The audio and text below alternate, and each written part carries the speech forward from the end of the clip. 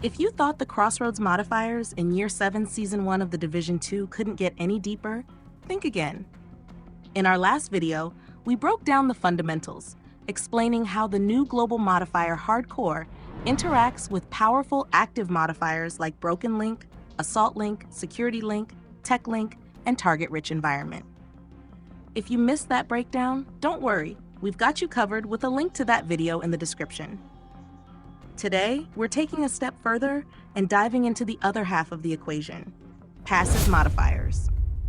These quiet powerhouses operate under the hood and can seriously elevate your build if you know how to leverage them.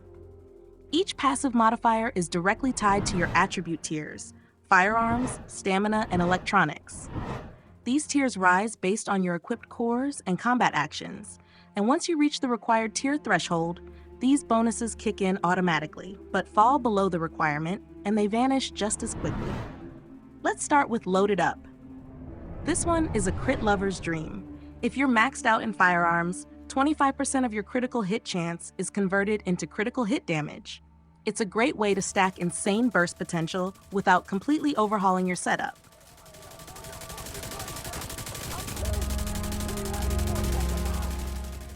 Following that, Specialized gives a flat signature weapon damage boost of 10% per Firearms tier, turning your signature weapons into absolute wrecking balls.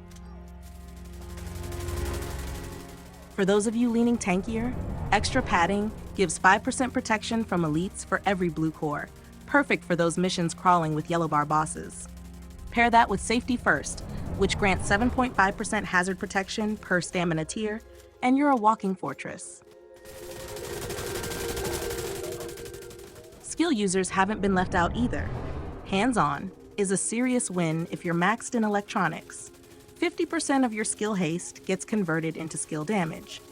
Add Interference Blocker to that, which increases disrupt resistance by 10% per Electronics tier, and your gadgets become virtually unstoppable. Now things start getting spicy when you mix and match.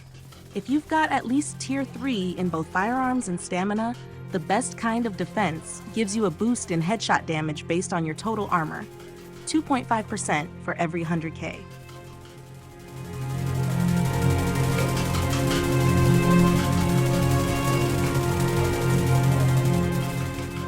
Want more team utility?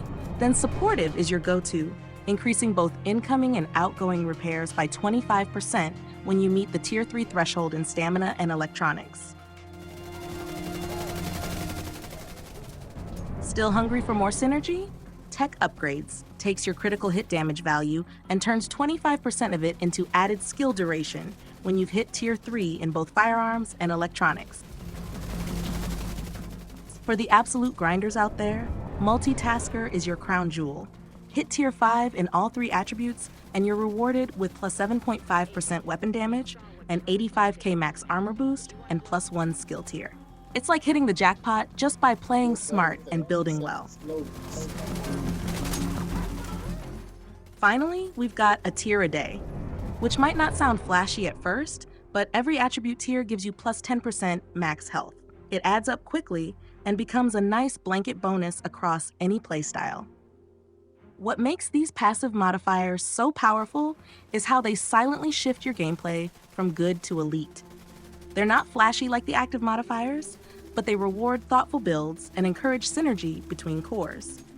If you're the kind of player who loves tweaking gear for optimal output, these bonuses are the heart of your strategy this season. So, how are you planning to build out your attributes? Are you leaning into raw Firearms for massive damage? Stacking Stamina for an unbreakable frontline, or going full Electronics for high output skills? Maybe you're going for the Multitasker crown. Let us know in the comments.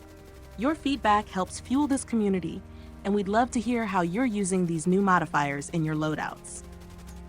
If you found this breakdown helpful, make sure to hit that like button and subscribe to ManaWar Gaming so you don't miss the next deep dive. We've got more guides, builds, and updates coming your way. Stay sharp, agents. We'll see you on the battlefield.